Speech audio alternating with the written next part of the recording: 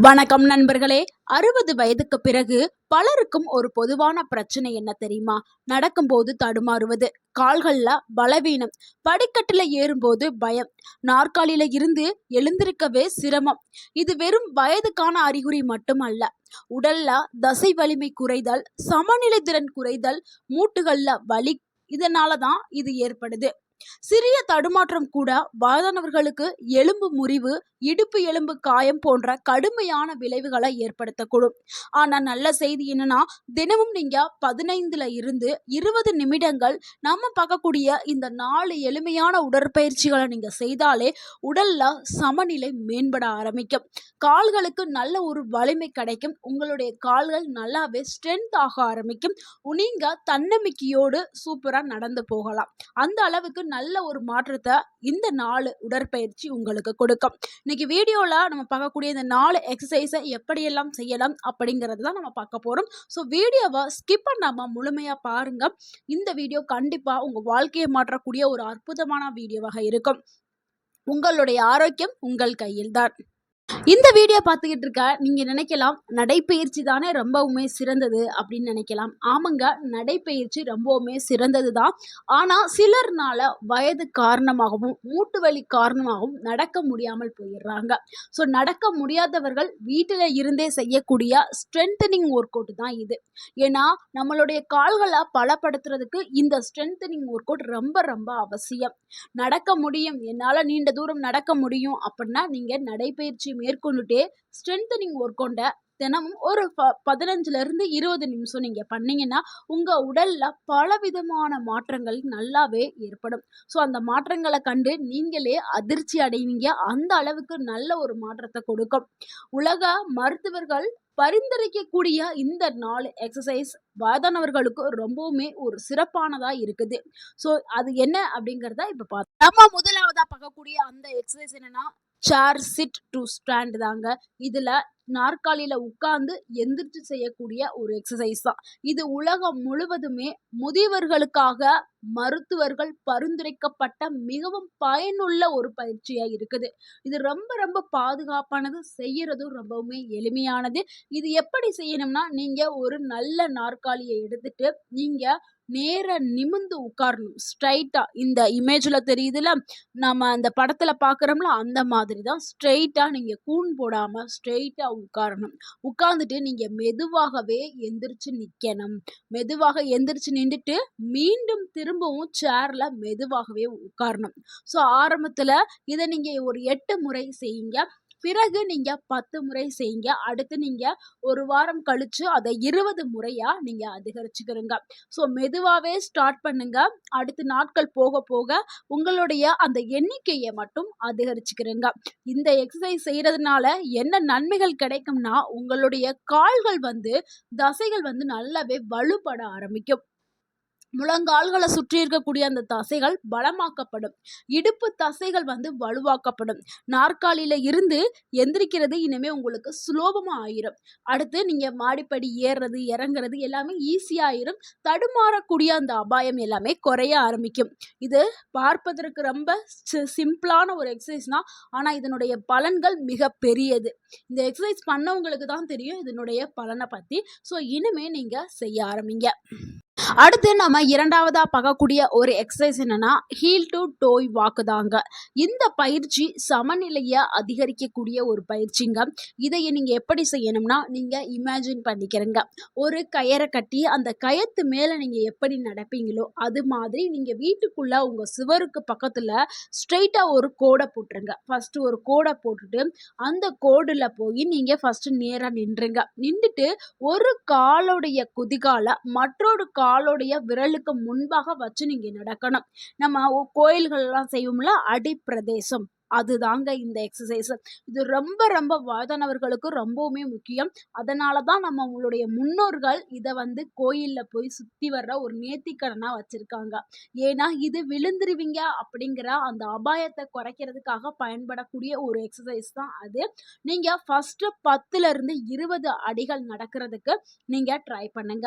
திரும்ப திரும்ப அடுத்து அடுத்து நீங்க நடக்கலாம். நாட்கள் போக போக நீங்க அதை இன்க்ரீஸ் பண்ணிக்கிறீங்க. முதல்ல ஸ்டார்ட் பண்ணும்போது நீங்க ரொம்ப வயதானவர்கள் அப்படின்னா நீங்க செவத்த பிடிச்சுக்கிட்டு கூட நீங்க ஃபர்ஸ்ட் நீங்க ஸ்டார்ட் பண்ணலாம். அதுக்கப்புறம் நீங்க எதையுமே பிடிக்காம நீங்களாவே நடக்க ஆரம்பிக்கணும். ஸோ இந்த எக்சர்சைஸ் பண்றதுனால என்ன நன்மைகள்னா, உங்களுடைய உடல் வந்து நல்லாவே பேலன்ஸ் ஆக்கப்படும். உங்களுடைய மூளை மற்றும் உடலுடைய அந்த கோஆர்டினேஷன் ஒருங்கிணைப்பு வந்து அதிகரிக்க ஆரம்பிக்கும். அடுத்து நம்ம 3வதா பார்க்கக்கூடிய ஒரு எக்ஸர்சைஸ் என்னன்னா, சிங்கிள் லெக் ஸ்டாண்ட் தாங்க. இது ஒரு கால்ல நிக்கக்கூடிய ஒரு பயிற்சி. இது ரொம்பவுமே எளிமையானது, மிகவும் பயனுள்ளது, பாதுகாப்பானது. ஆனா நீங்க ஃபர்ஸ்ட் டைம் செய்யும்போது இந்த இமேஜ்ல தெரியுதுல, அந்த பையன் மாதிரி நீங்க சேர பிடிச்சுட்டு கூட செய்யுங்க. ஏன்னா ஃபர்ஸ்ட் டைம் செய்யும்போது கொஞ்சம் நடுக்கம், தடுமாற்றம்லாம் இருக்கும்ல. நீங்க சேர பிடிச்சுட்டு செஞ்சுட்டு நாட்கள் போக போக நீங்க சேர் இல்லாம நீங்களே தனியா வந்து செய்யணும். ஒரு கால தரையில வச்சுட்டு, ஒரு கால மட்டும் மெதுவா மேல தூக்கி, ஒரு 10 வினாடிகள் வந்து கால வந்து ஹோல்ட் பண்ணி அப்படியே வச்சுக்கணும். நீங்க ஒரு காலே நிக்கணும். அப்பதான் உங்களுக்கு பேலன்ஸ் உடல்ல வந்து அதிகரிக்க ஆரம்பிக்கும். அடுத்து நீங்க தூக்கி வச்சிருந்த அந்த கால கீழ இறக்கிட்டு, கீழ வச்சிருந்த கால மறுபடியும் மேல தூக்கி ஒரு 10 வினாடிகள். ஸோ இந்த மாதிரி கால்கள் 2யும் மாற்றி மாற்றி நீங்க ஒரு 5 முறை வந்து நீங்க இந்த மாரி செஞ்சீங்கன்னா, உங்களுக்கு நல்ல ஒரு பேலன்ஸ் வந்து அதிகரிக்கும். இது செய்யறதுனால என்ன நன்மைனா, உங்களுடைய கணுக்கால் வலிமை வந்து சூப்பரா அதிகரிக்க ஆரம்பிக்கும். இடுப்பு தசைகள் வந்து வலுவாக்கப்படும். நடக்கிற அந்த திறன் வந்து நல்லாவே மேம்படும். உடல் முழுக்க பேலன்ஸ் அதிகரிக்கும். அடுத்து 4வது எக்ஸர்சைஸ் என்னன்னா, ஹீல் ரைஸ் எக்ஸர்சைஸ் தாங்க. இது எப்படி செய்யணும்னா, நாற்காலிய நீங்க பிடித்துக்கிட்டு நின்டுக்கிட்டும் செய்யலாம். இல்ல நாற்காலியில உட்கார்ந்துகிட்டும் செய்யலாம்.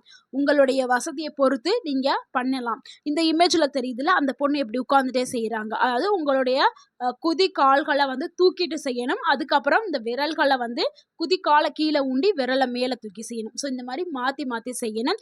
நீங்க உங்க குதி கால வந்து விரல்கள தூக்கி அது மேல நிக்கணும் ஃபர்ஸ்ட்டு.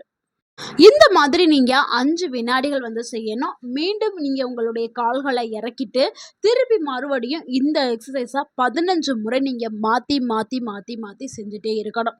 ஸோ நீங்க இந்த மாதிரி செய்றதுனால உங்களுக்கு என்ன நன்மை கிடைக்கும்னா, உங்களுடைய கொண்டைக்கால் இருக்குல்ல, அந்த கொண்டைக்காலுடைய தசை வந்து நல்லாவே பலப்படுத்தப்படும். ரத்த ஓட்டம் வந்து உடல்ல நல்லாவே மேம்படுத்தப்படும். நடக்கும்போது கீழ விழுந்துருவீங்க அப்படிங்கிற அந்த அபாயம் முற்றிலும் குறைய ஆரம்பிச்சிடும். ஸோ நடக்கிறதுக்கு தேவையான ஒரு சக்தி வந்து கிடைக்கும். படிக்கட்டுல ஏறும்போது, இறங்கும்போது உங்களுக்கு ரொம்பவுமே சுலபமாயிரும். ஈஸியாயிரும். ஸோ இந்த பயிற்சிகளை எப்பல்லாம் செய்யணும்? இந்த 4 பயிற்சியும் நீங்க காலையில செய்யலாம். காலையில செய்ய முடியாதவர்கள் மாலை நேரத்துல செய்யலாம். உணவு சாப்பிட்ட உடனே மட்டும் செய்ய வேண்டாம். மத்தபடி நீங்க எம்ப்டி ஸ்டொமக்ல வெறும் வயிற்றுல நீங்க காலையிலயோ, இல்ல மாலையிலோ நீங்க செய்யலாம். இல்லன்னா உணவு சாப்பிட்டு ஒரு 1 1/2 மணி நேரம், 2 மணி நேரம் கழித்து தான் செய்யணும். உணவு சாப்பிட்ட உடனே செய்ய வேண்டாம். அத மட்டும் நீங்க பார்த்துக்கிறங்க. எந்த டைம்ல வேணாலும் நீங்க செய்யலாம். காலையில வேணாலும் செய்யலாம், மாலையிலயும் செய்யலாம். அடுத்து இந்த எக்ஸர்சைஸ் செய்யறதுக்கு முன்னாடி சின்னதா ஒரு வார்ம் அப் பண்ணிக்கிறங்க. ஒரு 5 நிமிடம் வந்து மெதுவா நீங்க நடங்க. ஒரு 5 நிமிஷம் மெதுவா வீட்டுக்குள்ளேயே சின்னதா ஒரு வார்ம் அப். அடுத்து வந்து கைகள வந்து சுற்றுங்க. தோள்பட்டைகள வந்து சுற்றுங்க. கால்கள வந்து இப்படி சுழற்சி பண்ணுங்க. ஸோ இது எல்லாமே வந்து உடலுக்கு செய்யக்கூடிய ஒரு வார்ம் அப். ஸோ இந்த வார்ம் அப்ப குடுத்துட்டு நீங்க இந்த எக்ஸர்சைஸ் பண்ணதுக்கு அப்புறம் நீங்க மூச்ச லைட்டா உள்ள இருந்து வெளியில எடுத்து விட்டுட்டு தண்ணி குடிங்க. ஸோ இந்த எக்ஸர்சைஸ தொடர்ந்து செய்யும்போது நீங்க செய்ய வேண்டிய விஷயங்கள், ஒரு ஹெல்த்தியான லைஃப் ஸ்டைலுக்குள்ள, ஒரு ஆரோக்கியமான வாழ்க்கைக்குள்ள நீங்க போகணும்னா, கண்டிப்பா நம்ம இப்ப சொல்லக்கூடிய டிப்ஸ் எல்லாத்தையுமே ஃபாலோ பண்ணுங்க. நீங்க நோய் நொடி இன்றி 100 வயது வரைக்கும் வாழலாம். இந்த ஹெல்த் டிப்ஸ மட்டும் தயவு செய்து ஃபாலோ பண்ணுங்க. தினமும் நீங்க 20லிருந்து 30 நிமிடம் நடைப்பயிற்சி மேற்கொள்ளுங்கள். நல்லா ஹெல்த்தியான நடக்க முடியும் அப்படின்னா நடைப்பயிற்சி மேற்கொள்ளுங்கள். அடுத்து வந்து போதுமான புரதம் நிறைந்த உணவுகளை எடுத்துக்கிருங்கள். அடுத்து கால்சியம் நிறைந்த உணவுகளை எடுத்துக்கிருங்கள். விட்டமின் டி நிறைந்த உணவுகளை எடுத்துக்கிருங்க. நீங்க கேட்கலாம், புரதம் சொல்லிட்டீங்க, புரதம் எதுலலாம் இருக்கு அப்படின்னு. புரோட்டீன்ஸ் அதிகமா எதுல இருக்குன்னா, பாசிப்பயிறு இருக்குல்ல, கிரீன் கிராம் அது, கொண்டைப்பயிறு. கொண்டைப்பயிறுலாம் டெய்லி நம்ம சமைக்க முடியாதுன்னா, நீங்க வந்து இன்ஸ்டன்ட்டா என்ன பொட்டுக்கடலை வாங்கி வச்சுக்கலாம். பொட்டுக்கடலை, நிலக்கடலை இது எல்லாமே வயதானவர்களுக்கு சிறந்த ஒரு உணவா இருக்குது. இதுல எல்லாத்துலயுமே புரதம் அதிகமா இருக்குது. அடுத்து நான்வெஜ்ன்னு பார்த்தோம்னா, சிக்கன், மட்டன் இது எல்லாத்துலயும் புரதம் இருக்குது. அடுத்து பாதாம் இது எல்லாத்துலயுமே புரதம் இருக்கு. ஸோ அத எடுத்துக்கிறங்க. அடுத்து கால்சியம் நிறைந்த உணவுகள் அப்பன்னா, எள்ளு, கருப்பு உளுந்து இதுல எல்லாத்துலயுமே கால்சியம் இருக்குது. ஸோ அது சார்ந்த உணவு உணவுகள் முட்டை, முருங்கைக்கீரை, பால் இது எல்லாமே எடுத்துக்கிறேங்க. அடுத்து விட்டமின் டினா காளான், முட்டையோடைய மஞ்சக்கரு இது எல்லாத்துலேயும் விட்டமின் டி இருக்கு. அடுத்து சூரிய ஒளியில காலையில ஒரு 10 நிமிடம் நீங்க உட்கார்ந்துருங்க, இல்லைன்னா மூச்சு பயிற்சி செய்யுங்க, இல்லைன்னா யோகா பண்ணுங்க, இல்ல வெறுமனமே உட்கார்ந்து உங்க ஃப்ரெண்ட்ஸ் கிட்ட கதை பேசுங்க. ஸோ சூரிய ஒளி உங்க மேல படணும். ஏன்னா விட்டமின் டிக்காக. விட்டமின் டி நம்ம உடலுக்கு ரொம்பவுமே அவசியம். விட்டமின் டி உடலுக்குள்ள இருந்தா தான் நீங்க சாப்பிடக்கூடிய கால்சியம் நிறைந்த உணவுகள் நீங்க சாப்பிட்டாலும் அது விட்டமின் டினால உறிஞ்சிக் கொள்ளப்படும். விட்டமின் டி உடல்ல இல்லைன்னா நீங்க என்னதான் கால்சியம் மாத்திரை சாப்பிட்டாலும் சரி, கால்சியம் நிறைந்த உணவுகள் சாப்பிட்டாலும் உடலால உறிஞ்சிக் கொள்ளப்படாது. ஸோ அதனால விட்டமின் டி ரொம்ப முக்கியம். அடுத்து ஒரு முக்கியமான விஷயம் என்னன்னா தூக்கம் தாங்க. தூக்கம்ங்கிறது ரொம்ப ரொம்ப முக்கியம். ஒரு நாளைக்கு 7லிருந்து 8 மணி நேரம் கம்பல்சரி நீங்க தூங்கி எந்திரிக்கணும். ஏன்னா தூங்காம இருந்தீங்கன்னா பல நோய்களுக்கு அது வழிவகுக்கும். ஸோ தூக்கம்ங்கிறது ரொம்பவே முக்கியம்.